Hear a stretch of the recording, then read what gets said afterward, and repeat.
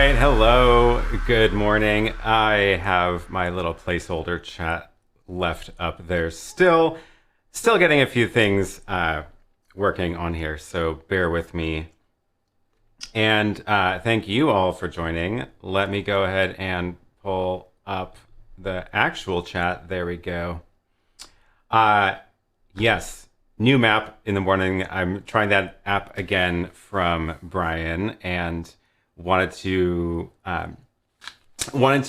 give that a try again. And I am still trying to figure out how to use it. You may have noticed it got stuck a couple times because I forgot what buttons to press at the right time. So my fault, but I'll show you how that app works in a minute as well. And yeah, didn't you hear about daylight savings time in Portland? We adjusted the clocks back 4 minutes.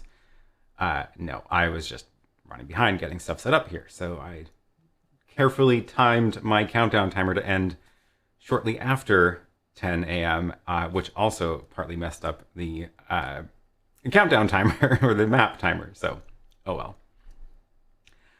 But yeah, hi everybody, thanks for joining. And the plan today is to answer questions and chat about stuff like normal. So if you have a question for me, make sure you drop in or mention my full name at Aaron Parecki, and that makes it show up nice and big on my screen. And then I'm going to go through and answer questions, as many as I can get to in the hour. And I've got a couple other updates to share as well about things. So studio updates, couple of little products to show. So yeah, it'll be fun. Bailey, thank you for joining from Australia. It is 3 a.m. That is very late, but good luck with the edit. Hopefully this is some nice background noise to keep you company. I definitely can't watch other people's live streams while I'm editing videos. It's just not something I can do. Glad you can. Okay, let me scroll back up here. Take a look at what we've got. I see some people answering questions already to each other. That's fantastic. And this is interesting. Chris says, I watched my stream from Apple TV and laptop at the same time on the same network, and Apple TV was 17 seconds ahead. Yours is aligned. How? It's random. I don't think there's much. I wouldn't overthink it. The 17 seconds is quite a lot, but if you are not in the ultra low latency mode, which I guess if you're doing a premiere, it's not. In ultra low latency mode, they should be more in sync because there's only like 3 seconds between what I'm streaming and what you're seeing. But even then, it's very likely that the two players might be anywhere within that 3-second window.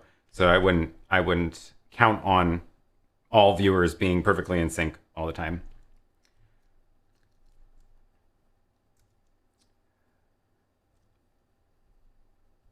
And, oh, black on dark purple is really hard to read. That must be about the map. Yeah, I didn't totally look at what colors those would be beforehand. And I agree, that would be good if I could tweak that a bit. Let me see if I can show you that app, first of all. So let me get out of my full screen mode to show you that window. And we're going to load up the little super chat confetti. Okay, that's ready to go. So what I want to show you though is my computer screen so you can see this app. That one. It worked. Look at that. So this is the app. There is a link to it in the description. This is called I'm From. It's on the App Store, and it is one that I did not make, thankfully. So it is something I've been trying out. It's sort of based on the idea of my map, but this one is an actual Mac app, not just a website. And it works in a similar way where you have to first go in and you actually have to give it an API key because it uses the real YouTube API. And then you can go and choose a YouTube URL to watch. And I keep forgetting the keyboard shortcuts. And the reason that they all disappeared was because I thought this keyboard shortcut Option Command R was refresh, and instead it is reset. So I meant to, I was trying to resume or restart the fetching the chat after the timer went out, and instead I clear all the pins. So that was my mistake.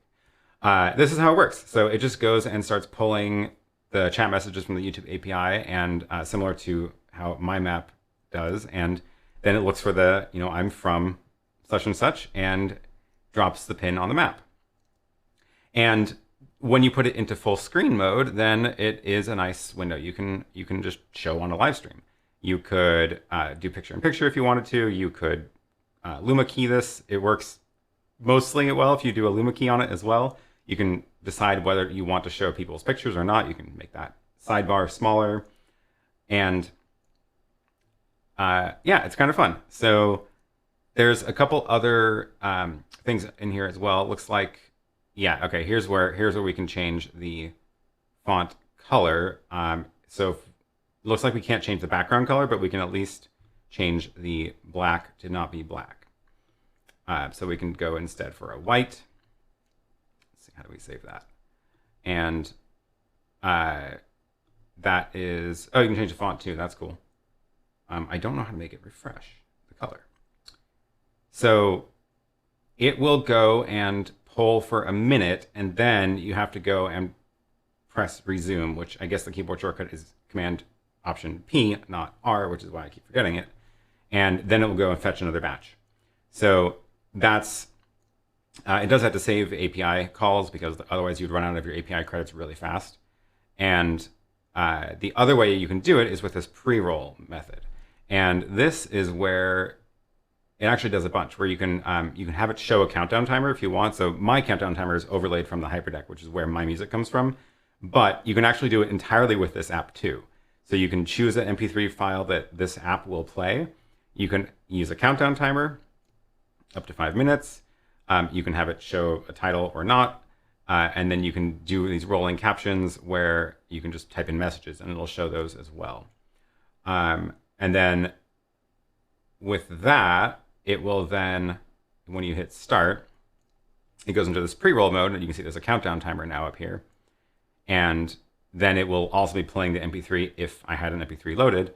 And this one then does it automatically, where it will keep refreshing itself automatically and pull messages from the API.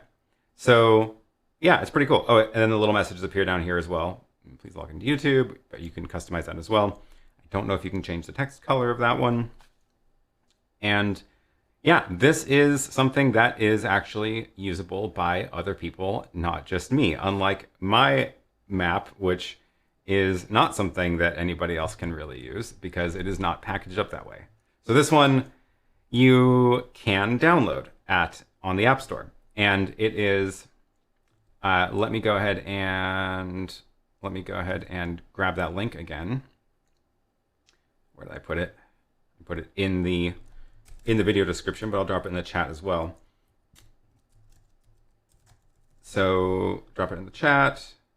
Here is the link to the app in the App Store. It is a paid app because it is a lot of work to develop apps. So please do support the developer. It is a lot of work to do this kind of stuff. And that is one of the reasons I'm not packaging up mine, because I don't want to do that work. So yes, please do support the developer. And if you want to use that feature, and go ahead and grab that app. Super cool. I'm going to try to get better at it between today and next week. So so that I can show it again next week, and hopefully it'll be a little bit smoother because I will remember the keyboard shortcuts better. All right. Let me take a look at what we've got in the chat. Because I was not looking at it while I was talking about that. $9.99, that is the price of the app. Yeah, it is very affordable for an app. Sadly, it is not PC. It is Mac only, because it's just, yeah, it's an app. And you can't really port apps like that across platforms very easily. Okay, excellent. Take some questions. Let's do some Q&A. Is it possible to use the Ultra Studio Recorder 3G as a source in DaVinci Resolve Live? That is an excellent question. I have no idea what DaVinci Resolve Live is. I have not ever tried to look at that feature, so I do not know. But Resolve Live, I'm just taking a look at it on my computer.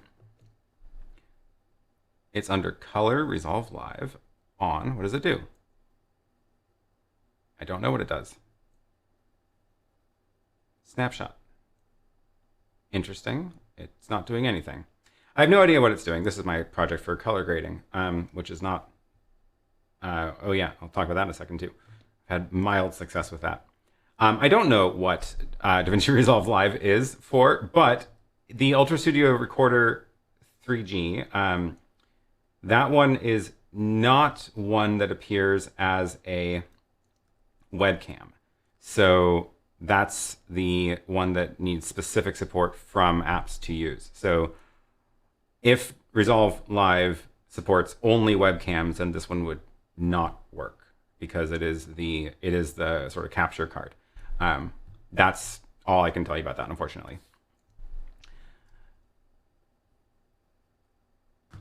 Boris says, I'm currently in the middle of setting your ATEM remote Raspberry setup working like a charm. Excellent. I'm glad to hear that. That was quite a project to put that video together, so I'm glad it is working for people. In a recent live stream, you had a video file running on a Mica Spec 2. It looked sort of Tron-like. Where was that clip from? Oh, the one of the city in, like, zooming in, flying over the city. I have that clip somewhere still on an SD card. That is someone's very cool artwork that I think it's actually in the description down at the bottom. Very cool artwork that is... Did I put it in here? No, I didn't put it in this one because I didn't use it in this video. It is... Let me see if I can dig it up. It was something that somebody put on YouTube, and they have like, it's like Creative Commons license or something where it's okay to use it in other videos as long as you credit them. So it is super cool. And then I brought it into Resolve and did some color tweaking on it to make it match my colors instead of the sort of pink and purple that their video was. I'm sure it's in one of my older video descriptions. Oh, I know where it is. I know where I can find it. Yeah, very cool little piece of art, and that is here. It is synthwave city loop. That's what it's called. So search for that video on YouTube, synthwave city loop, or synthwave. Waiting for my chat to appear in the window so I can show it to you. There it is. Royalty Free Tube is the channel on YouTube. That's where it came from. And they have a bunch of other cool videos too. So yeah, check it out.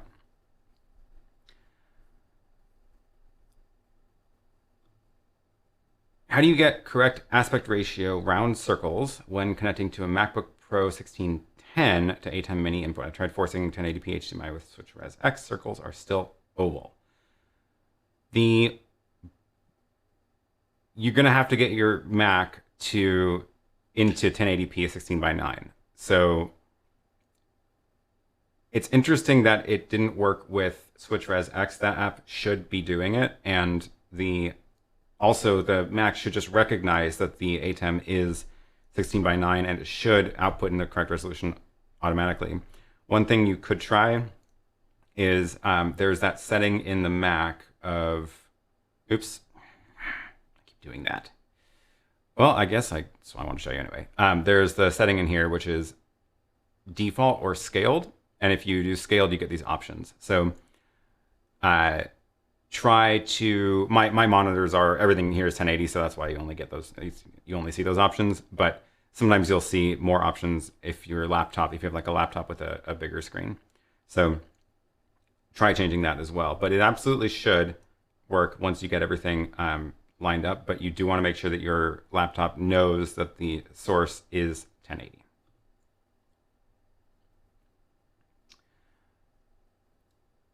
Okay. Let's see what else I can get to. Problem with the ATEM Extreme ISO while live streaming, buffer, bad GSM connection, buffer ran full, and the ISO stopped recording. Disk was not accessible until reboot. Is this a bug? Those two things should not be related. So your streaming can have problems and it should be still recording, no problem. If the recording stopped while the live streaming bad connection happened, it was probably a coincidence or a bug. So yeah, I would not, those are not supposed to be linked together. Have you heard anyone seeing the error YouTube is not receiving enough data for a smooth stream when streaming from Raspberry Pi Restreamer to YouTube? Facebook stream is fine. YouTube is very opinionated about how much data it's receiving, and it doesn't always map to whether or not it's going to actually work or not. So like you may be getting errors on YouTube. Like I often see, you know, YouTube's not getting enough data because the ATEM is not downscaling, using a lower bit rate because it doesn't need to use a high bit rate to encode a still graphic, for example, and it still works fine. Raspberry Pi Restreamer should be able to push to YouTube, no problem. The Raspberry Pi is definitely not a super powerful device, so if you're doing the transcoding on the Pi, that could be causing problems. But if you're just using the RTMP like Restream input copy to output mode, that shouldn't be a problem at all, and it should handle it. So yeah, not sure what else to say there. Okay. Oh, here's a good one from Tom. Buy your ATEM Mini stand, but the cable weight is lifting the ATEM Mini up in the front. Is the stand supposed to lock the Mini in some way? If you're talking about the original ATEM Mini stand, there I didn't put the clips on that one because I didn't think of it at the time. And yeah, so depending on how you've got the desk set up, if your cables are putting a lot of pulling down on them, you're going to have that problem. The way around that is you can try to get your cables so that they are not pulling. So try to like wind them up so that they're on the desk or attached to something where they're not putting weight on the ATEM, which is also better for it anyway. Because if the cables are pulling down, then even if the ATEM was clamped down, you have all that stress on the cable and the ATEM's HDMI jack. And that stress would be there even if the ATEM is being held down. So you kind of want to avoid all that stress in all the connections in general. And so yeah, you can try to coil them or tie the cables to something so that you move the stress point to where they're tied to like a pole or something, for example.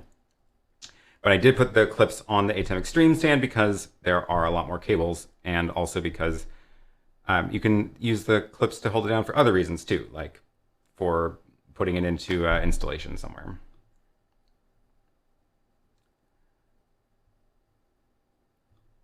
Here's a question. Another thing I want to ask, can you have the ATEM stream using the mobile data on the USB-C while at the same time using the Ethernet for control software? Yes, that should be no problem. You do get the option of prioritizing which, yeah, here it is. So you get the option of choosing which connection to prioritize when you're streaming.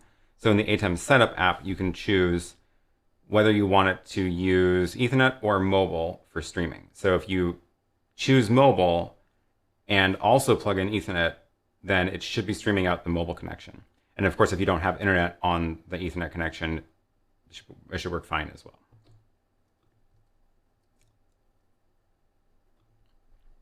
Bailey says, I just got sent an ATEM Mini by Blackmagic. Cool. And I'm using it for my school gatherings, and it loads easier than editing 3 camera inputs in post. Sure is. Yeah.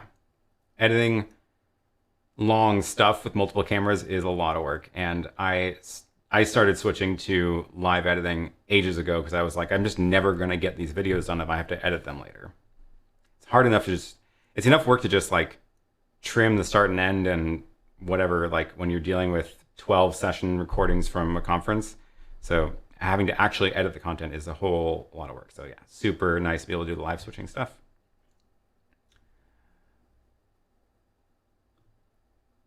Yes, that's what I was trying to say. I'd be more concerned about the stress on the HDMI connectors if it is lifting the ATEM front up. Yeah, so even if you did have a clamp, if it would be lifting the ATEM up, you still have that stress. Try to avoid that stress in the first place. Yeah. Yep. Is there a better way to get live stream notifications? Google doesn't always send them. Google is really bad about sending notifications, frankly. Like, it's not good. And the better way to get notifications is my email newsletter, because I can send out emails and you will get them most likely. Email is also not perfect, unfortunately, but it is more reliable than Google's push notifications. My email newsletter, it is linked below. I will also drop this in the chat. It is just the direct sign up link is just news.aaronpk.tv. The aaronpk.tv has a link at the bottom as well. So do sign up for that, and then you will get an email 30 minutes before I go live, and it will have the link and the full description of the video about what is on the agenda today. So I will also send out other stuff on that list occasionally, like announcements about like a product launch. So I sent out emails about like, hey, first chance to go buy the new ATEM Extreme stand, and that way you get first dibs on those as well. DaVinci Resolve Live is used to color grade live and other effects for live stream video, to my understanding. Oh, so it's like instead of grading a clip you've pulled in, you get to actually color grade from a capture. That makes sense. I've never used it.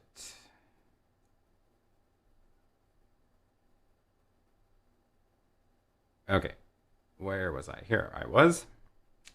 Let's say I want to live stream a bicycle race. Can I use a camera like one that can stream through IP to stream to the streaming bridge? Any recommendations?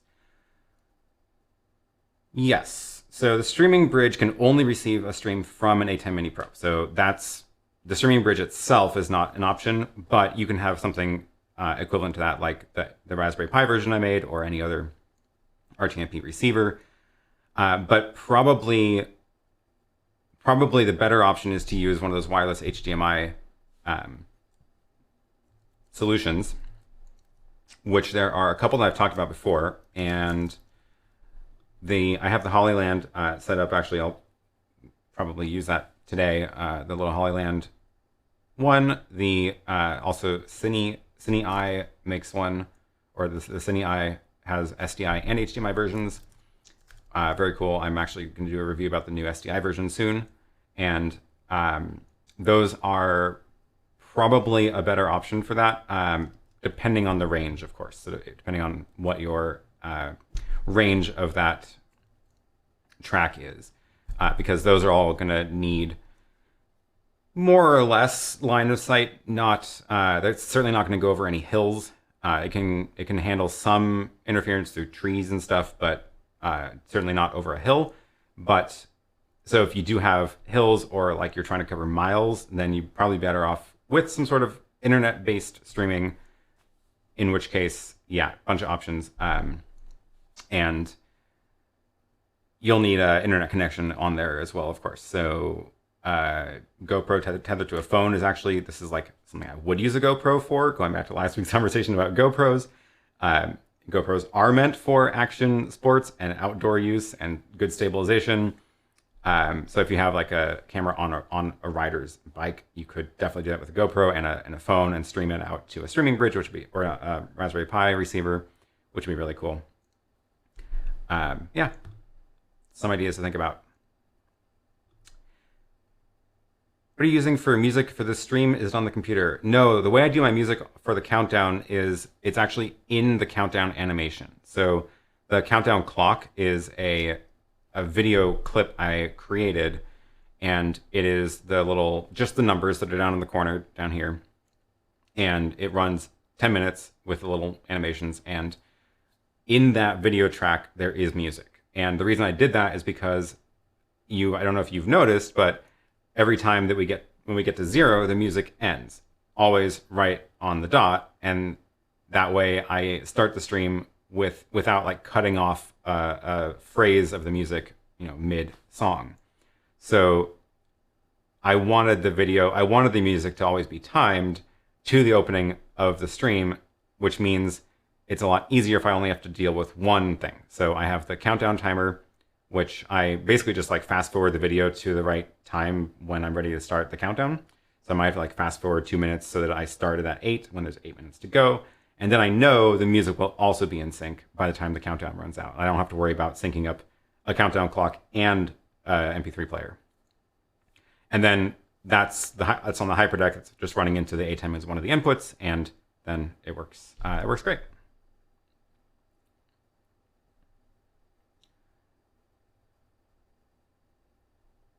Cool. Okay. What else am I missing down here? A lot of questions. A lot of people chatting with each other. Again, if you have a question for me, make sure you mention my name. Otherwise, I'm going to assume people are just chatting in the chat, which is fine. Any idea if Blackmagic plans to update the ATEM software to allow simulation? It would be cool to set up multiple scenarios in the software without having the ATEM turned on and connected. It would be cool. I agree. I have no idea. They have not done it yet, and they've had the ATEM software out for a long time, years and years and years, and they've never built that feature, so I doubt it. That would be cool, though. I guess somebody could make like an app that would act as an ATEM also. That way you could point the ATEM software control at it, and the software control would think it's talking to an ATEM, but it would really be talking to something else. It would take a lot of reverse engineering that protocol, probably more than what is currently documented, but it could work. Do you know if there's a limit to the number of remote connections to the ATEM, and do you know if there is a limit to the number of macros? Yes and yes. So the limit of the number of connections, I believe, is 5. You can only have 5 things connected to it, which is usually fine, but every now and then annoying. So if you're trying to use tally lights with it, and you have 5 tally lights, then something has to get kicked off in order for the software control app to load up, which is unfortunate. So for tally lights, you'll want to go through like one negotiator device that opens up one connection to the ATEM, and then it can manage the connections to the tallies. But yeah, 5 is a limit there. And then as far as macros go, there's a limit, but it's huge. So here's the macros in this one right now. And I've got 1, 2, 3, 4, 5. This is 20 on this screen, and then there's 5 pages. So 20, 40, 60, 80, 100. 100 macros, and I have like 25 in here. So a ton of macros. I would not worry about the limit of macros.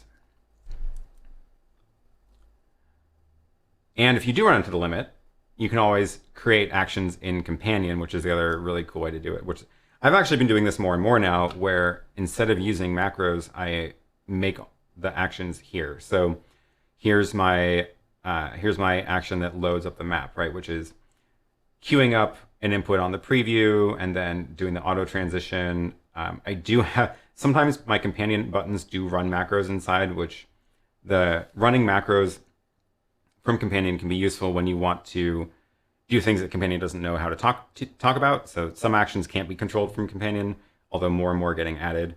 But also if you want the timing to be like precise, you might need to do that in a macro sometimes too.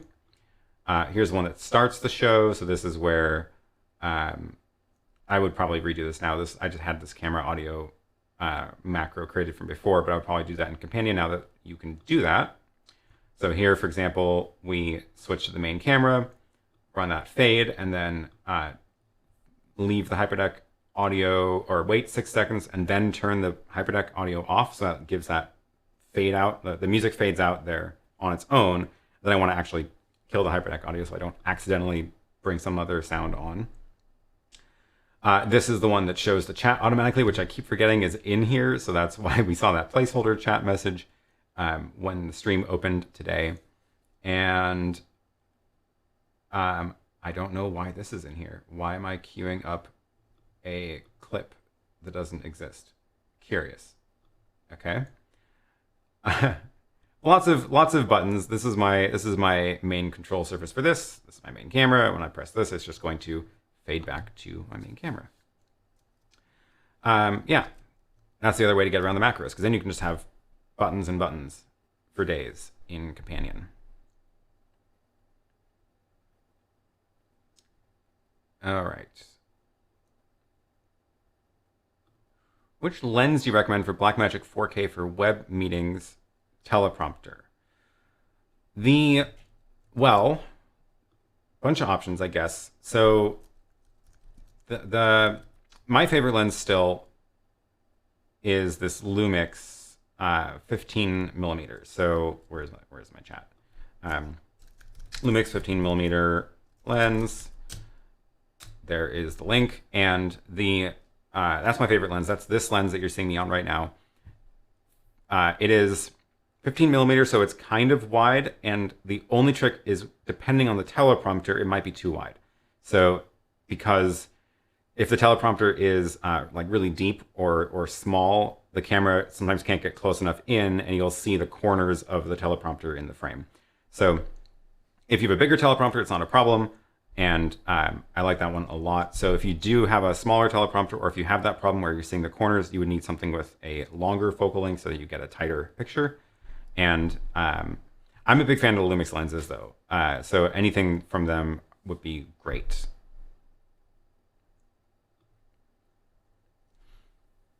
Behind the scenes today? Maybe at the end. Unless we do another live streaming yank the cord test.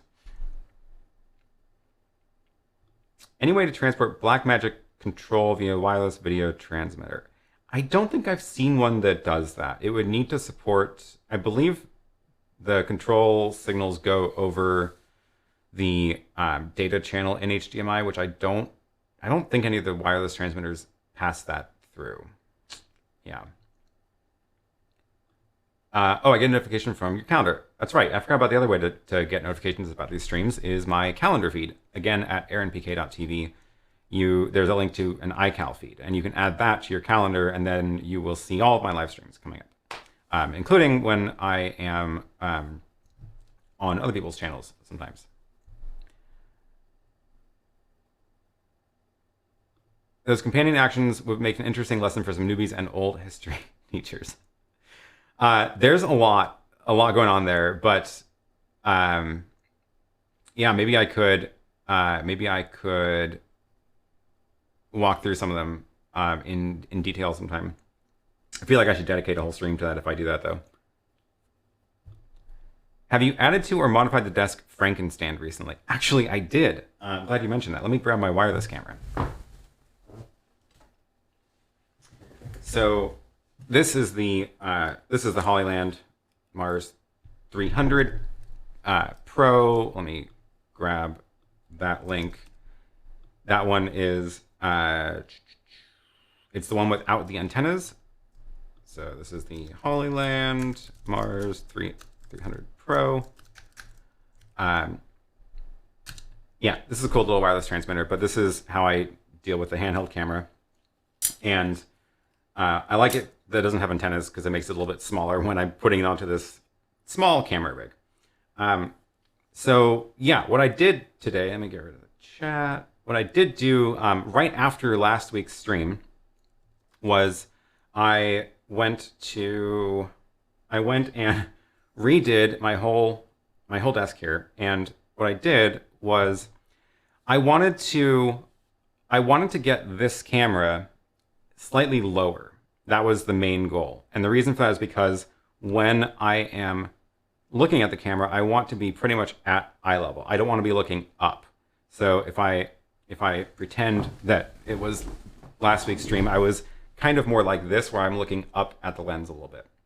And I wanted to be more at eye level with the camera. And the problem was that my monitor was already kind of as low as it could go because of what's on the back there. Oh, I didn't set up a wireless microphone, so I can't show you that and talk at the same time. Darn. Hold on. I also just realized you may have been hearing double audio this whole time. Has the audio been bad? My other mic was on. That's weird. Oh yeah, the field world monitor's upside down too. Audio seems fine. Okay, well, whatever. I don't know what happened. Yeah, so I moved everything down.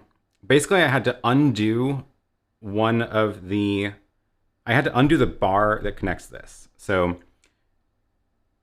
okay, I do want to show that to you. So, here's what we're going to do. It was only double audio for a few seconds. Okay, I must have bumped something that I didn't realize. That's weird. Here's what we're going to do.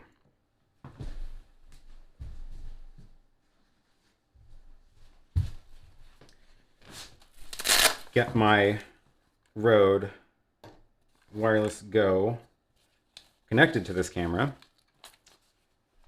That way I can actually walk around. Let's see if this works.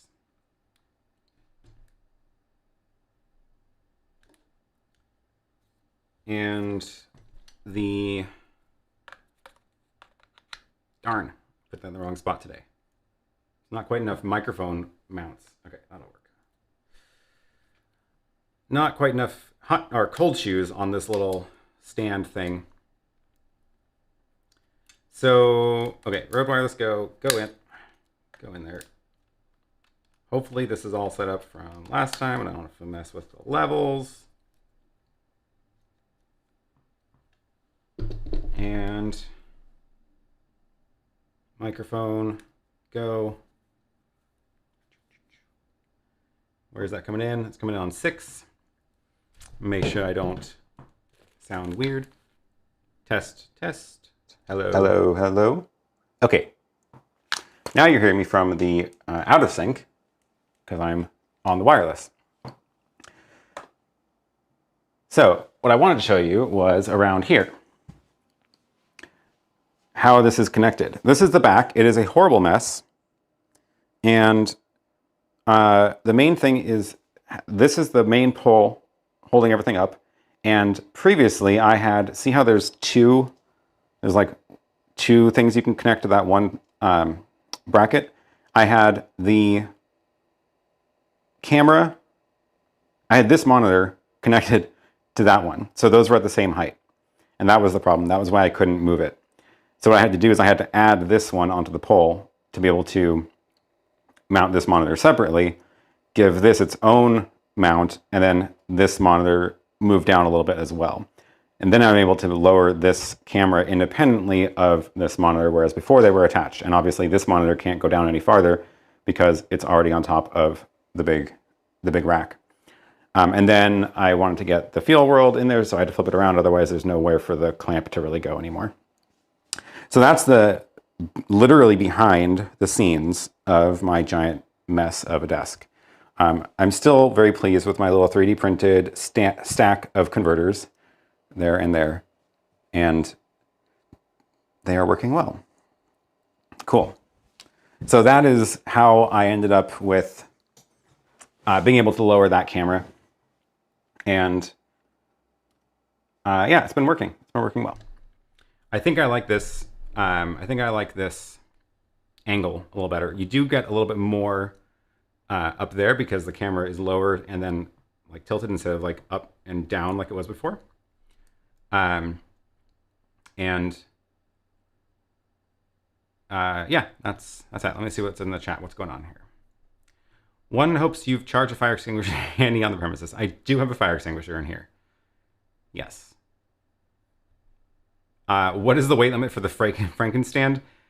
I don't know, but I seem to have not hit it yet.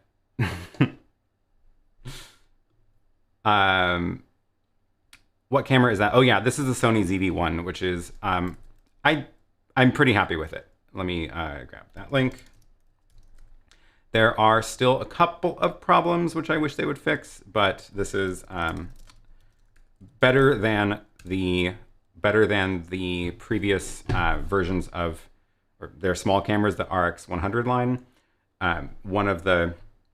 They basically interviewed a bunch of YouTubers and vloggers and said, like, what do we need to do to make our cameras better for you?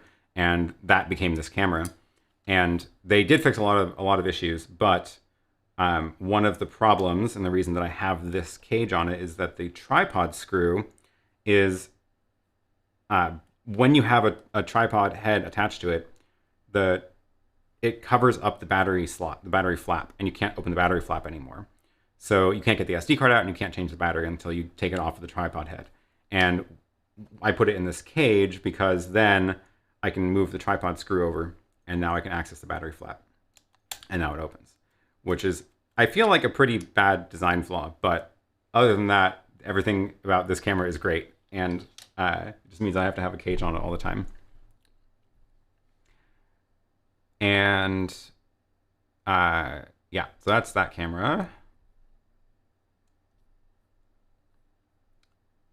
What is the MP3 player for? Oh yeah, you saw an MP3 player behind my desk.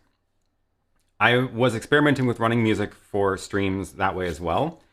A while ago, I was doing the music for this stream off of the MP3 player, but the problem with that is I can't rely on the timing of it, right? So the idea is I just want that to be playing on a loop forever, but then I don't get to time the intro music to end right at the right time.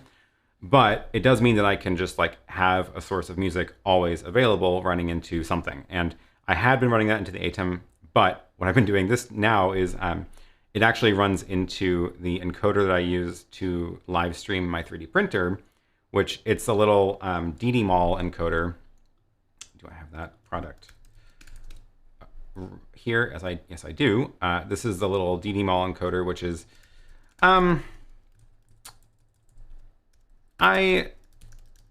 it's not fantastic. The quality is definitely not as good as the ATEM Mini streaming quality, like the encoder quality, but it is a tiny little encoder. And what I like about it is, let me show you what it looks like. It just looks like this, and it can plug into an HDMI thing. So it can just plug into a camera or a back of an ATEM Mini, or my original thought was I would use it on the original ATEM Mini to be able to live stream from that, because that was before the ATEM Mini Pro came out. And then the Pro came out and I was like, well, that video idea is dead. And you can see it's not cheap. It's like 170 or something. And that's why the ATEM Mini Pro just makes so much sense to have it all built in there and be able to do way more with it. But now this encoder's job is it's connected to my SDI matrix, and I can just route a video signal to it and stream that to something without messing with my ATEM stuff. So it is able to stream my 3D printer without tying up my ATEM stream, and it has an audio input, which that MP3 player is connected to. So that is the deal. It's a long way of getting around to that.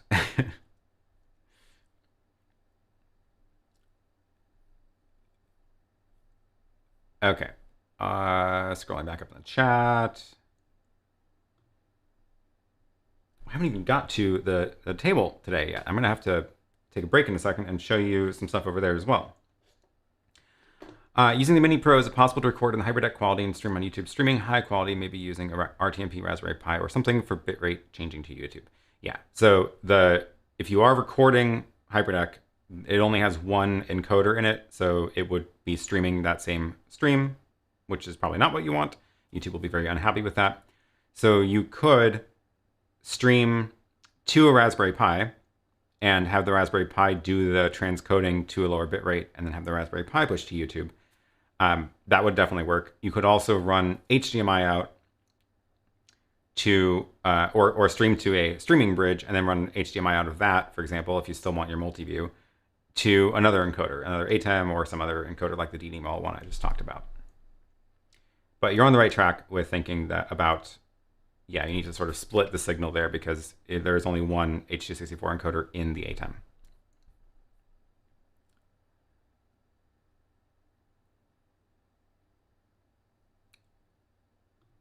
Raspberry Pi Nginx question.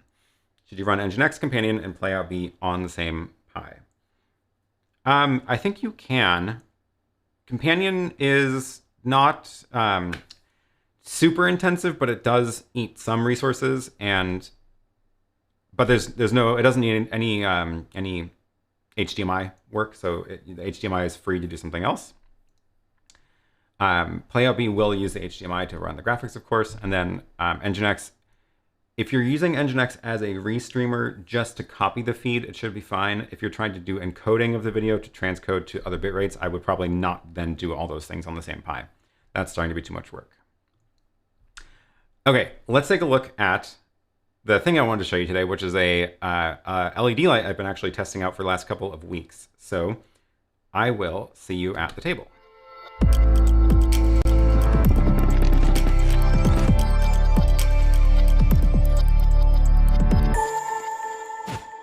Okay, that worked. So what I wanted to show you today was the Falcon Eyes F7 LED. And this is, they did send this to me. So I've been using it on these live streams. It's been in the background. You may not have noticed it. It usually sits over there and it's part of my background lighting. And this is a couple of things about this that I really, really like, that I'm actually really impressed with. So this is the box that you get, and it is, I also just really like the box. It's very pretty, but it comes with this very cool case, and there's actually a lot of stuff in here as well. So the case is a padded case for storing the light, and in the other side of the case are all these little accessories for it. So you've got your little tripod head converter, of course. You've got this, which is for if you need to mount it to something there you need to offset it. So yeah, cool little accessories. But the modifiers is something I haven't seen on these portable lights before. So this one, some of the LEDs do have like a diffuser. So this slips over the light. And then the diffuser, the idea is that you don't want to see spots. You don't want to see all the dots. And then it will act, as a diffuser, which is good. But the really cool one is this grid. And I definitely haven't seen very many lights with these little, portable lights with these grids, honeycombs. So the grid modifier is cool because it reduces spill, right? You can see that it's on, but you're not seeing much of the blue until it's pointed at the camera. So you can do more directed lighting effects and use it as like maybe even your main light. So that is pretty cool. The other, so the light has a bunch of features that like every light of this style does, which is, the RGB mode, or let's see if we can show these off. So this is blue. Let's see. Yeah, there we go. You can kind of see it shining on me. You got all the different colors. Here we go. So one of the things I look for when I'm looking at these lights is the color quality. So here, as I scroll through the color spectrum, now we're getting into the greens and yellows. The big question is, can it hit oranges? Because I've seen a lot of lights fail with orange. So here is yellow, and we are getting a decent orange right now. And then it's going to go into red and pink. So I also have the saturation turned down. Let me turn the saturation all the way up. There we go. And it is able to do green to yellow to orange to red and then pink. Yeah, it's pretty good. So pretty good color range on this thing. It's also super, super, super bright. So that was only at like 80%. Here's 100%. And in not RGB mode, which is, let's get it into just color mode. This is 11%. You can see it's really, really bright. And my camera's set to auto exposure, so it's adjusting for that. But it is a super bright light. And one of the things I'm really excited about this light is actually using it as my main light when I'm traveling again, which is going to be coming up soon, hopefully, now that things are opening back up. And I think this actually is bright enough and small enough, and especially with the honeycomb, to actually use it as a main light. So that is exciting. The battery is also very, very large in this thing. It lasts a long time, which is also really impressive. It actually says on the back, it says 3,800 milliamp hours on that battery, which is a lot for a little light. Can the light emulate Kelvin temperatures? If so, what is the Kelvin range? Yeah, it can. So here we've got it set to 5,600 right now, but you can see we can go, let's see, down to 2,500, and you can see the color changing on the desk. And we can go all the way up to 9,000 to be almost blue. So, yeah, wide range, which is cool. I usually have it just set to 5,600, and that gives me a nice color. It has all the effects and stuff too. Like, I never use them, but if you want the like lightning effects, let's see, how do we do this? There we go. So strobe effects. Sorry for the strobe. It's got all that stuff in there too, which is cool. Yeah, super cool. So yeah, the link to this is in the video, or I'm gonna drop it into the chat right now as well. And yeah, I've been using it as a background light primarily for lighting up. Where's the chat? Falcon Eyes F7. There it is. I've been using it as mainly a background light to throw some color or brightness into the background, but I am expecting that this is going to be doing a very good job at being a primary light while traveling. I would say the only downside is it is too heavy to put on my laptop, which is a weird problem to have, but I've been doing conference calls at home sometimes when I'm not here, and I want to light up my face when I'm on a laptop so that I'm not just backlit from the sun in the window. And this is a little bit too heavy for the laptop, which is, I guess the plus side is it's very solid. Like, it feels very strong. It is a solid piece of equipment. Oh, it's also USB-C charging, and you can power it over USB-C. So if you do want to run it for longer than the battery will last, you can. Even though the battery does last quite a long time. So that is also very cool. Let me see were there any other questions about the light. You can run it off of USB-C. And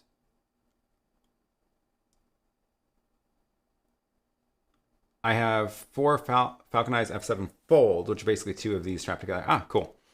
Oh yeah, I've seen that one where it's like, looks like a book. Cool. Okay.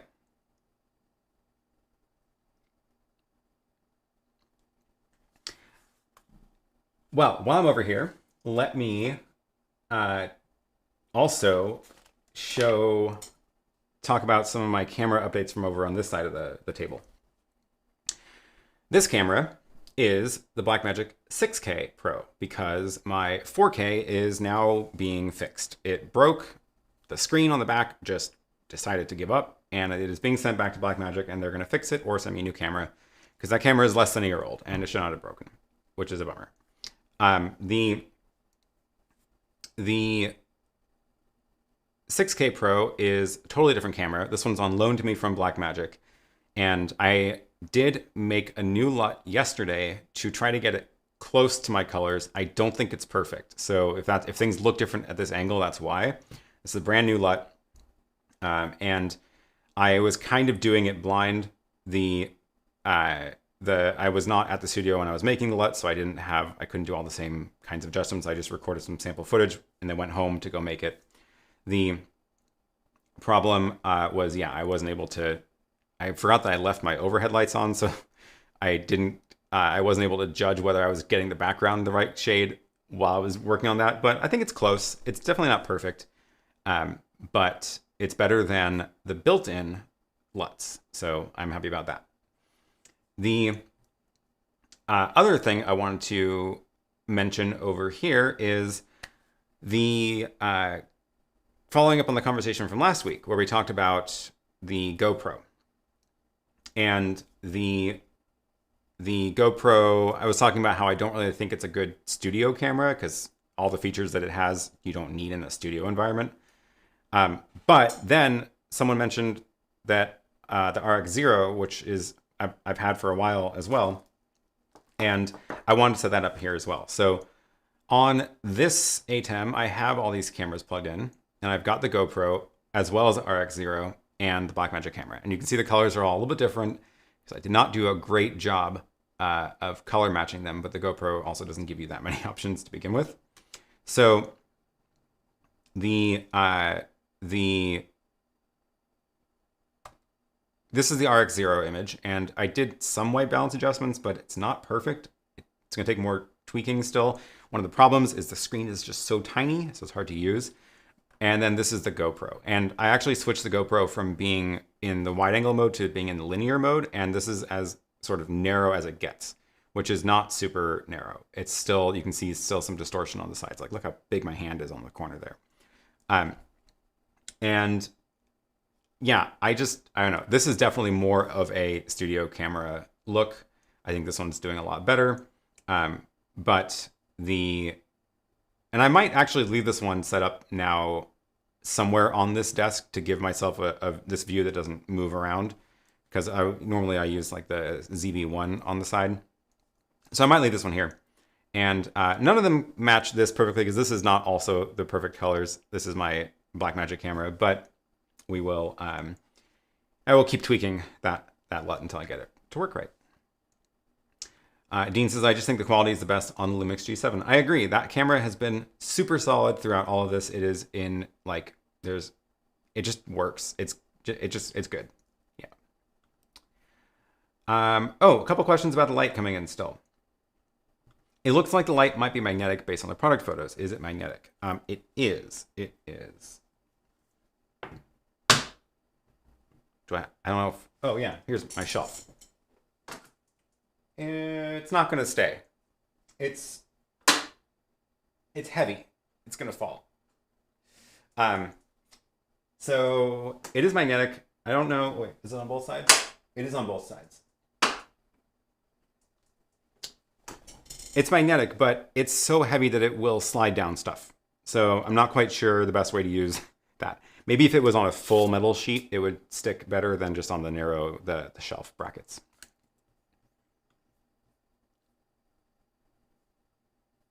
How many mounting points? Good question. There is one. It is a tripod screw on the bottom. So nothing on the sides and nothing on the top.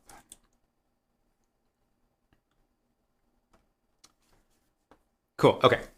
Let's see what else we've got in here.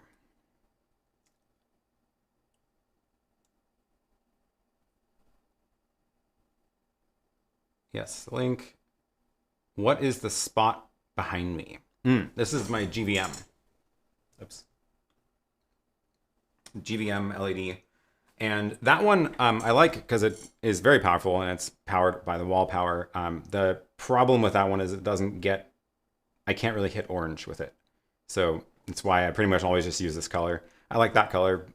And it pretty much just stays in that mode. It doesn't really hit orange. I think I mentioned that, I did a video about that one a while ago, and I think I mentioned that and sort of showed the color range in that video.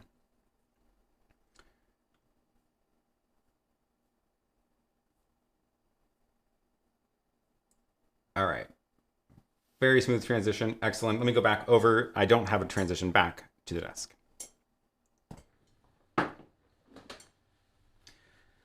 So yeah, back on the Lumix G7, which I still really like the colors of.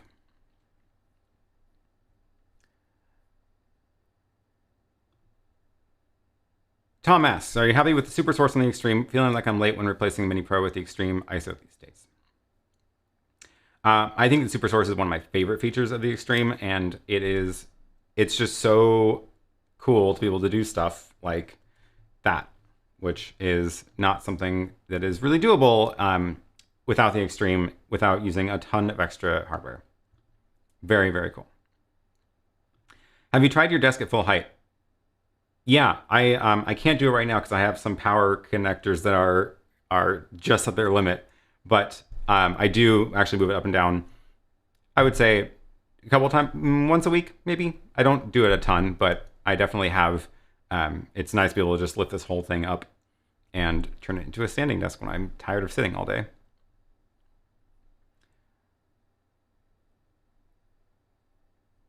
Okay, scrolling, looking for more questions.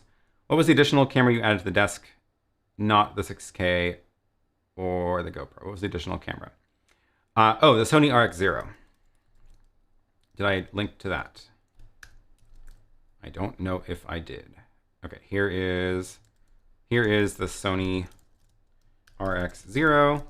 Oh, I didn't even show it to you.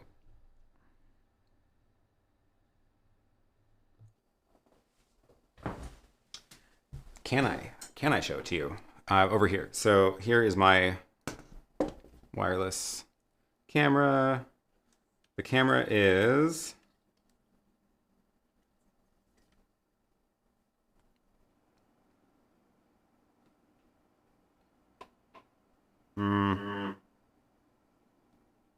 hang on.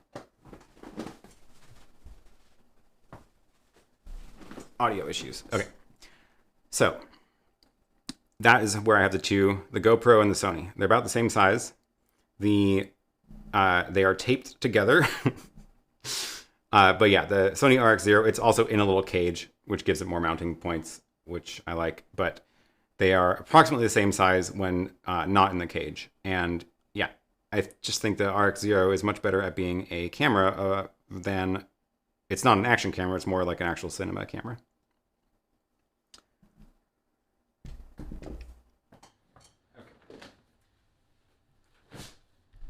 Yes, finally duct tape makes an appearance. Actually, it is gaff tape, not duct tape, but same difference. That GoPro was the 7. I have heard reports that the image from the the image from the 8 is better. I still don't think it's going to be enough better to make it a good studio camera. And again, all the same things apply of it's optimized for being an action camera.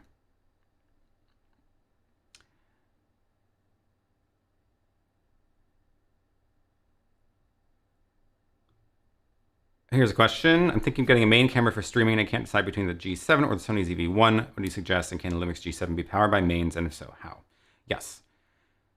That's the reason I have the G7, is because it can be powered continuously. You do have to get the little adapter. So it goes into the battery slot and then it powers over USB. And this camera is just on my desk permanently attached. I actually usually leave it on 24/7. So I'm bad I don't even turn it off just because I'm in here so often.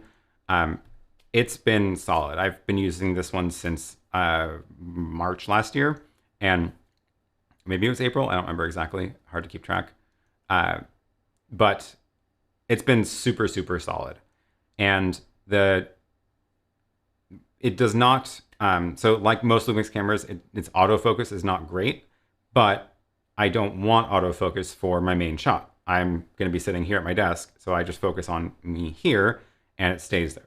It would, if it did have autofocus, it would be pulsing a bunch and you would see it would just be distracting. The Sony ZV-1, on the other hand, autofocus is fantastic. It is super, super fast. It is one of the best that I've seen. And because of that, it's good for if you are not like if your main shot is not stationary. So if you are walking around or pointing at something else and then pointing back at yourself, that would be a much better solution. The other thing about the Sony ZV-1 is I have had problems with giving it continuous power. I know a lot of people have tried to tell me how to fix it and said that they don't have any problems over USB or whatever. I have tried several options. I've tried battery over USB. I've tried turning on the, it's okay if it gets super hot mode. And I have had problems where even though it's plugged into mains power over USB, it will still eventually just shut off. It thinks the battery's dead or something. And because of that, I wouldn't trust it as my main camera on my desk on top of the autofocus issue. But I do like it as my portable, handheld roaming around camera. I probably wouldn't lock it onto my desk and leave it there. So those are some things to think about.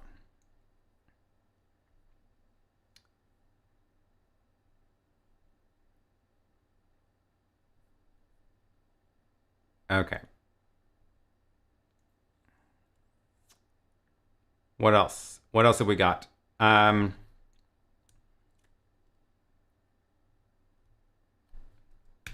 Yep. Looking for more questions, and then we're going to wrap up soon.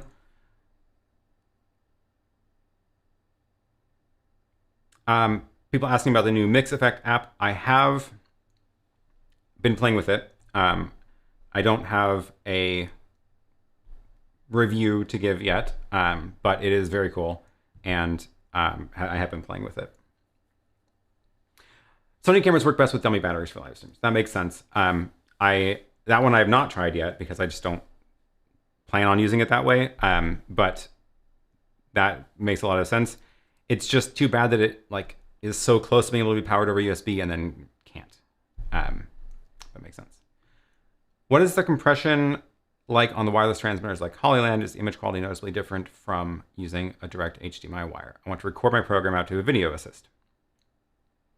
The compression is actually pretty decent. So the you won't really notice it for most things. I believe I ran the Hollyland. I ran one of them through my stress test clips. In the video review I did about them. So if you go look for, now I don't remember if it was the Hollyland or the Cine Eye that I did the stress test on. But I have these stress test clips that oh, super chat came in. Thanks, Dean. Oh, do I have a link to the mains power for the Lumix? I do. Let me grab that. And if, yeah, super chat is a great way to interrupt me mid-sentence because now it just pops out over my whole stream. Where is that? There it is. DC coupler for Lumix G7. Make sure this is the right one.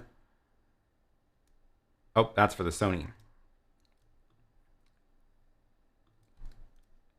Why did I? Oh, I returned it because the other problem with the Sony camera is you can't run. Oh no, I have it again. I go through too many different cycles. The other problem with the Sony camera is there's no slot for the cord for the dummy battery to hang out of. So you have to just leave the battery flap open, which is annoying.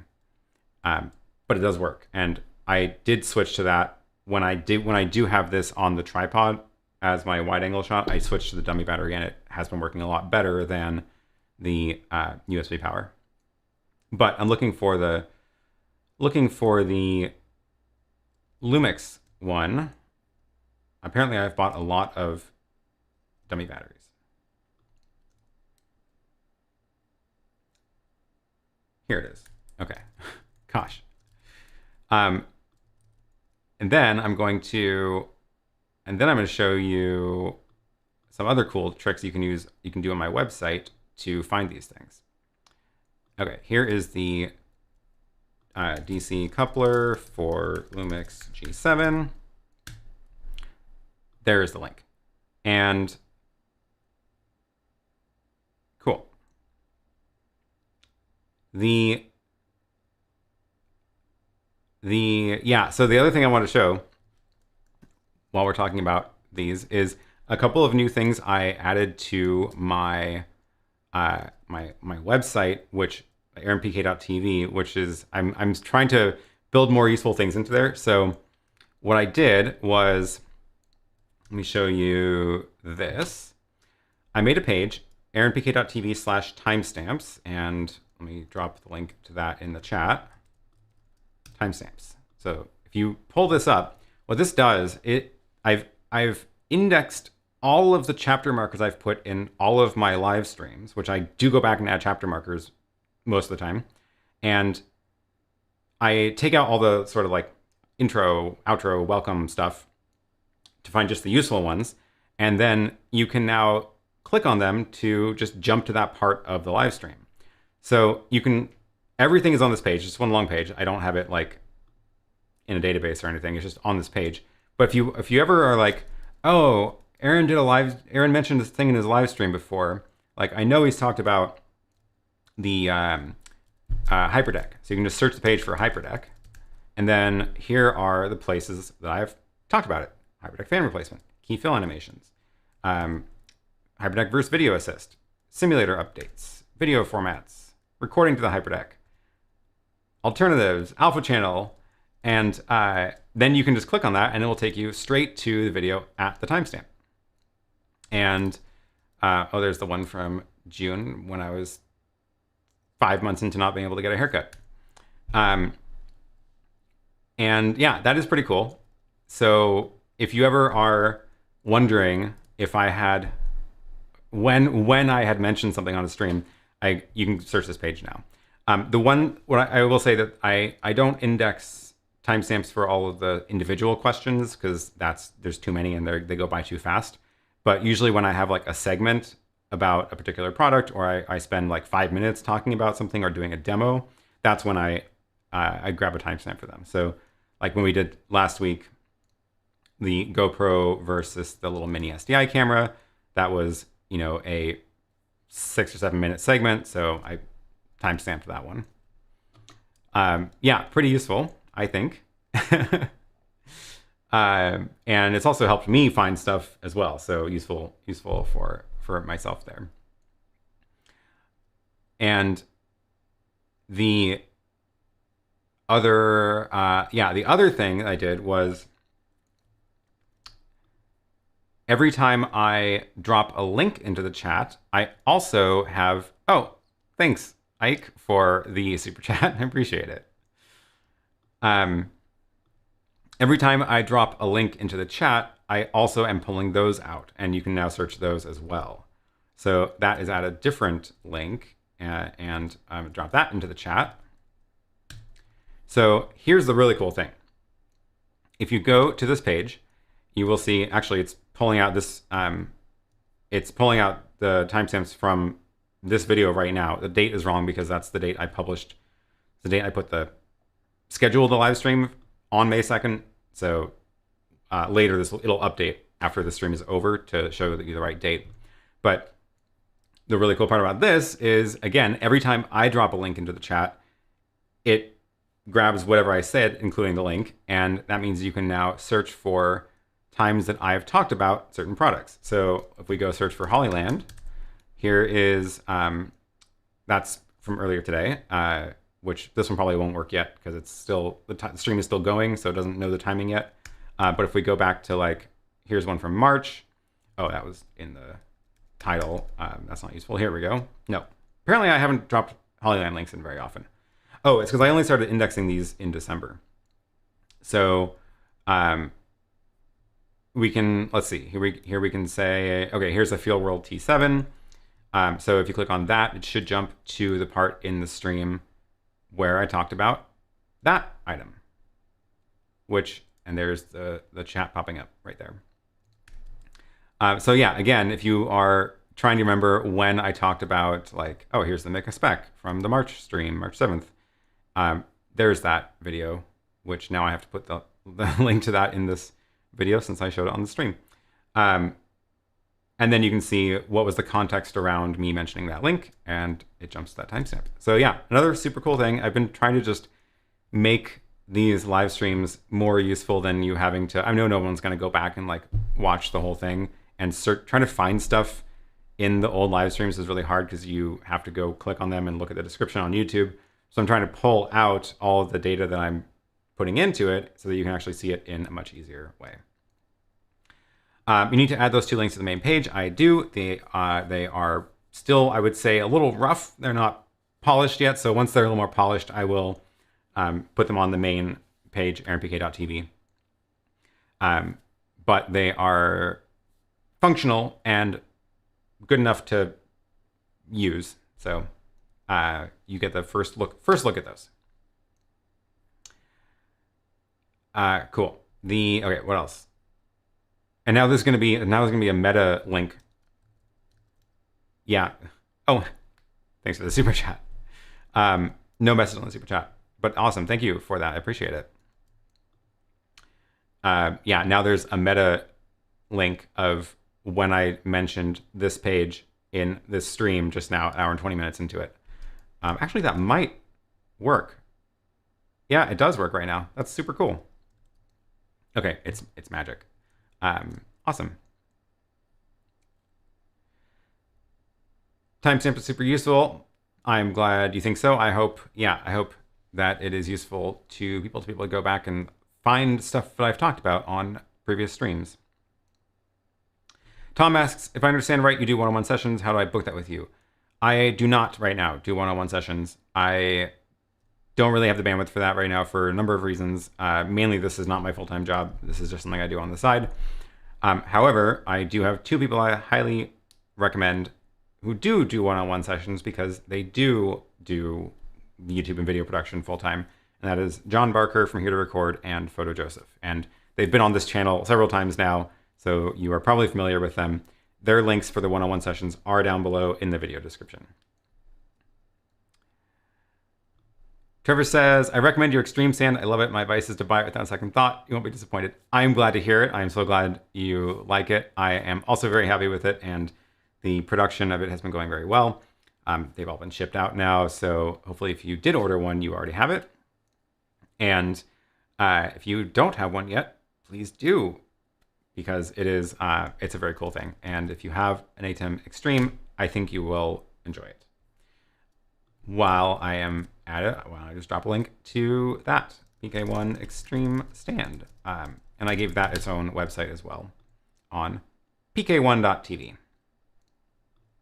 So yeah, that is, yeah, it's super cool. I'm really happy with how it turned out. I think we actually have a lot of stuff in the works around this as well. So the stuff you get right now, you can, attach these small rig bars and stuff, but we're actually making accessories for it as well. So I didn't actually add a link to it yet because it just launched last week, but the SSD holder is available now. So this is this is from my printer, so the real one looks a little better than this, but this is a little SSD holder for the T7 and T5, and the holes on it attached to the side of the Extreme stand.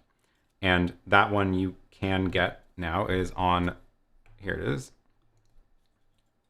And it is not super expensive because it's a very small part. So yeah, you can see how it attaches there. And we are going to be doing a lot more things like this. That is the plan. The plan is to use these side mounting holes that are in the stand to be able to attach more accessories to them. So if you have suggestions or ideas for other things you want to attach to it, do let me know, because we are working on other adapters and other attachments for various things. So you can expect to see a mounting bracket for attaching a Raspberry Pi into the stand as well. And I'm also now working on a sort of side stand attachment for the Stream Deck, both the Stream Deck XL as well as the 15-button Stream Deck. And that is so that you can get the Stream Deck sort of at the same level as the ATEM, the Mini and the Extreme.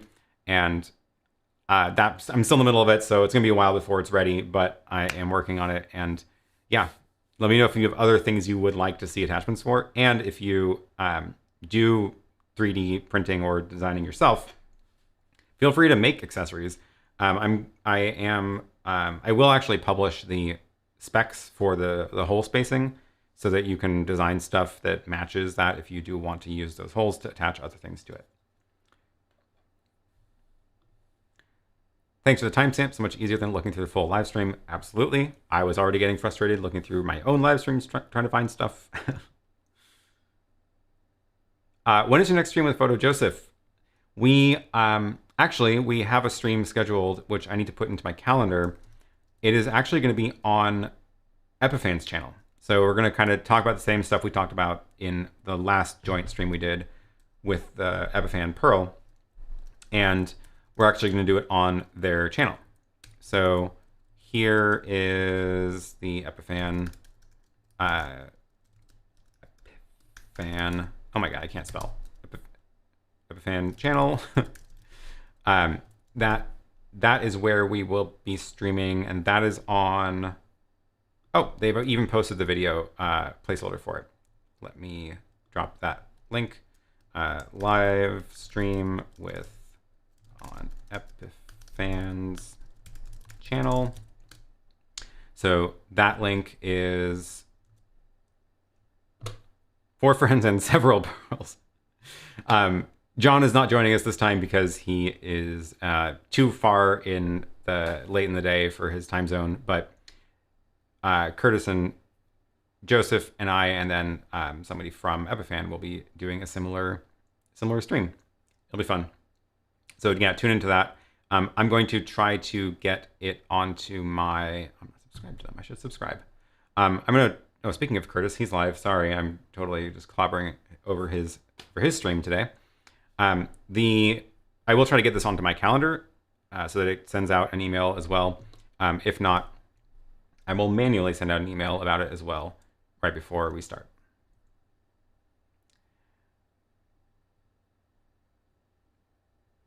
All right. Don't see the SSD holder on DVE store yet. I think they're going to get some in. I don't know the timing, but you can order it from the Europe store directly. They will ship to the US. I don't know how much the shipping is, but they can do that.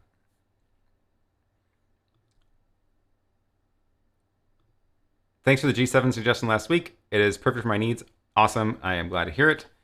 PK1 Extreme is great. Mounted 2 7-inch Viltrox monitors. Yeah, awesome. Yeah, it's big enough that you can actually put 2 monitors side by side, so you can do one for program, one for multi-view, or whatever you want. Very cool. Can you do a stand for the YOLO box? I would be curious to know what you would want to see in a stand for the YOLO box. Definitely possible, but it has a tripod screw on the bottom, so you can already do a lot of mounting with it directly. So that's why I haven't jumped on making a stand for it, because it has a mounting option, whereas the ATEM Mini doesn't have any tripod screws, so you can't do much with it at all. But also, I don't know where I would want, like how I would want to mount it. Would it be desk, so it's like on a desk but tilted up, or would it be something where it's, I don't know. I'm open to suggestions. Definitely open to suggestions.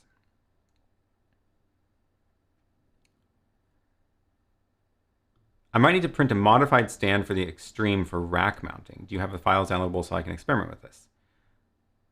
Interesting idea. I don't know how well rack mounting would work with the angle like that. I don't have the exact files for the production one available, but I do have the 3D printed version, which has the very similar side pieces, but it is slightly different because it puts together, it assembles differently. That is available. It is linked on the product page for the Extreme stand. Can you increase the ramp in autofollow video? It's a bit too fast. I don't think I've seen any options for changing that. No, it's too bad. It is pretty abrupt. There is the option of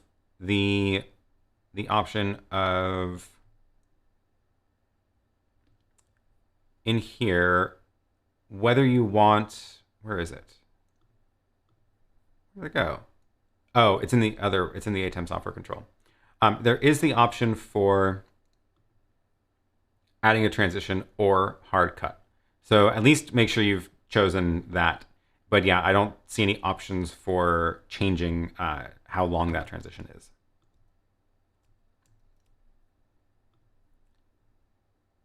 Bailey says, I finished editing the video that I started at the start of the live stream. Editing is the most time-consuming part for me. I agree, me too, which is, yeah, it's a lot. Congrats, and I hope you can get some sleep now. Do you have a recommendation for a desk stand for top-down video? Interesting idea. I actually don't have a desk stand for it. Let me show you what I do have. Oh, I'm zoomed in way too much on that. This camera's also about to die. What I want to show you is that stand. So my top-down camera over there is on a pole attached to that, which is not a desk stand. It is attached to the floor. It's on the floor on wheels. So I put everything on wheels so it's easier to move around. But that is how I've got the top-down camera. that works well, and it is strong enough, and you can see it's actually, I don't even have sandbags on it, which I probably should, but it is, because I've got that foot lined up to be directly under where the camera is, it actually works out fine. And I've also got my microphone up there as well, attached to the same pole, which has been working out very well. So I don't know what I would do if I wanted to put it on a desk. I might use the same monitor arm that I've got for this stuff, because my my microphone up here is, where is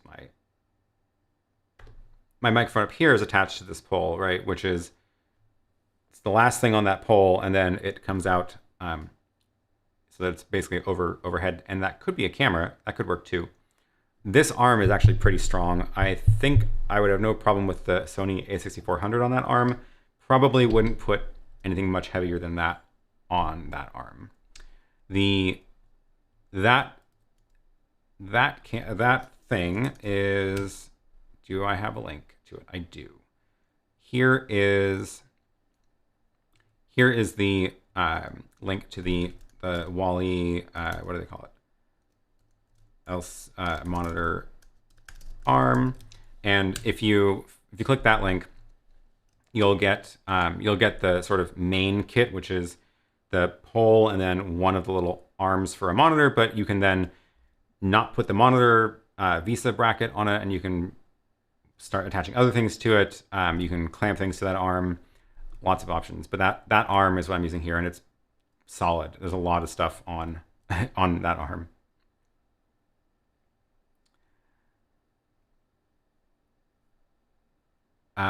Please link to the mic arm. Yes. Let me find that. What is that one? I got that one so long ago that I don't even know. Can I find it?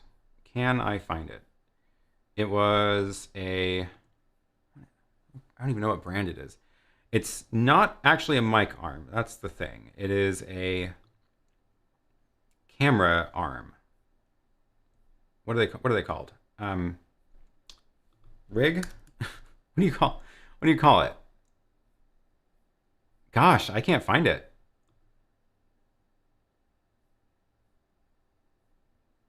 What was it? It was it's not like a magic arm. It's, I mean, it's similar, but it's got the clamps at every joint, which is why I like it.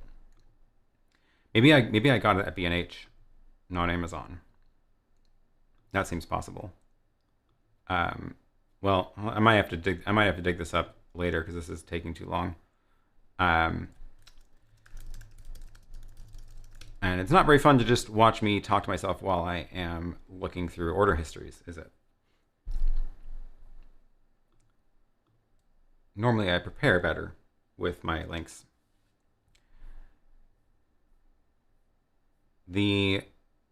Gosh, yeah, I can't find it. I got it a long time ago.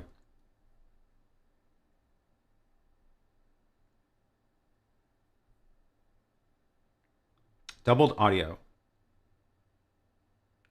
I thought I was being careful. Auto pull works nice going wall to wall, avoiding the desk. That's a good call too. Yep. David says, is it possible to delay the video? The sound is too slow when it arrives in the ATEM Mini. No, there's no video delay. The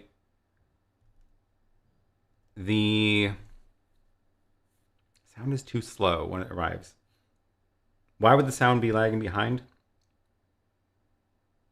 You're going to have to fix that at the source. You're going to fix it in the camera somewhere. So normally, the reason there's no delays on any of the camera inputs is because normally a camera is going to send audio and video in sync anyway, and you wouldn't want to delay the audio from a camera because then it would be out of sync with the video, but you do want to delay the microphone inputs. So that's, yeah. That is the option. Can't find the option to type in a search on the timestamps on your page. Yeah, I didn't put like a search form in there because it's not, I'm probably gonna change that. But if you just search using your browser search, like Command F, Control F, whatever it is, then the browser will just search through everything on the page. I'm probably gonna. This is why I didn't link to it from my homepage yet. I do want to. I do want to clean it up a little bit and probably put a real search box in there.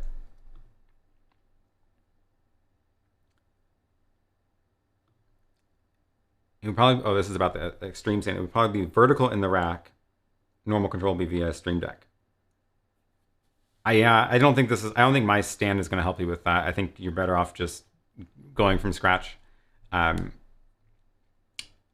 What I could do is I could publish the measurements I took of the ATEM Extreme so that you can design other stands around it. Yellow box on the desk, tilted up. When on the stand, it is a bit difficult to use the touchscreen without it moving. When on the stand, wait, does it have a stand? Did it come with a stand? I don't remember. But yeah, I could see a small tilt for that. Wonder what that would look like. I'm gonna have to think about what other things you would attach to the yellow box also, because that's the main reason I did the ATEM stand, is to be able to attach other gear to it.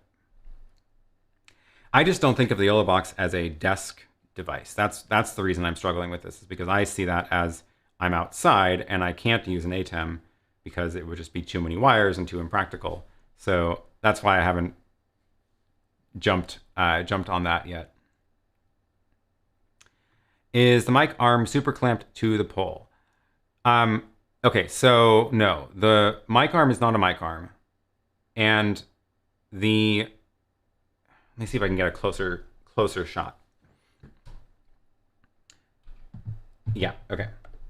You're not hearing double audio. So do you see how it's actually a desk mounted arm. So it's just turned sideways. Like normally that would be clamped to a desk, and instead I turned it sideways and then clamped it to the pole. So that's what I mean by I say it's not like a mic arm. It's actually meant to be clamped to a desk and then be like a little overhead camera or something. So it has a clamp there, and then it has the two little things that clamp the ball joints down. So yeah, that is how that one works. What do you mean it's not fun watching you search for things when we watched you for several hours coding in Python? Yeah, that's a different stream. Super source question. When I choose foreground, the image appears full screen. When I choose background, the image only appears in the top half of the screen. The bottom half is black. What would be doing that? Let me think. Super source, art, foreground, background. Oh, it could be the key. So if you look at this, okay, this is I'm using super source to show you this, so it's going to mess up. It's going to blank all this when I click this button. But see how right now it's in the background, so only fill source is chosen with Media Player 2. That is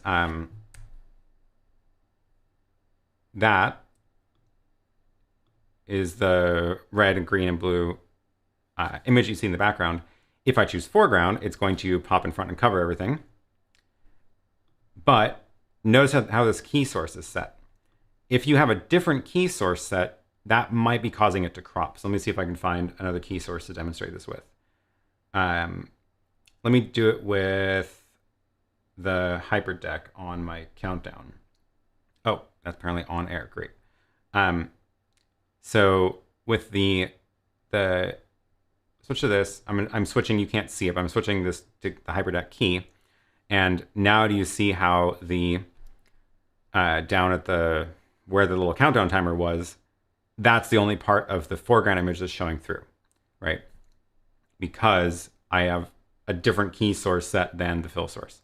So if you adjust the clipping, it'll start looking different. Now the numbers are showing through. So that could be what's going on. If we do pre-multiply key, it'll look really interesting. So that might be what's happening. If you choose the Media Player 2 key, then it actually does what it is supposed to and will not crop. So that is the only thing I can think of that would be causing that. I hope that helps.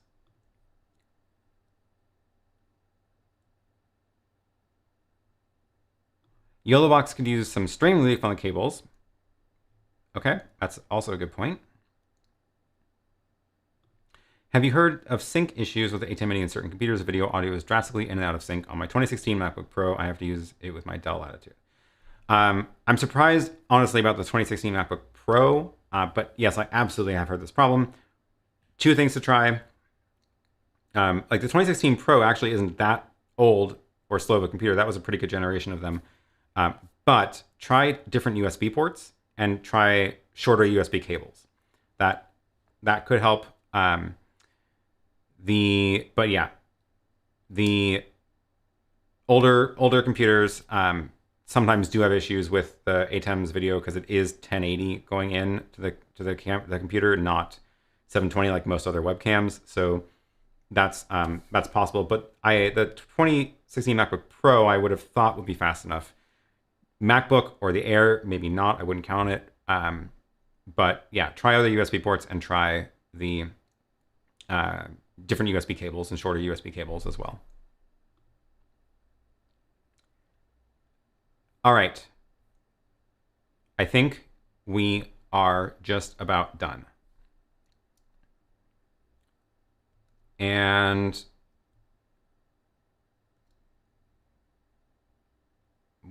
what else? Yes. Okay. I showed you my new, oh yeah. Philip says I have a 2016 MacBook Pro and I haven't had issues. Yeah. Shorter cables and try other USB ports because sometimes the USB ports aren't connected to the same things internally. Don't forget to like this video and check out the links I dropped for searching my video timestamps for times I've mentioned other products.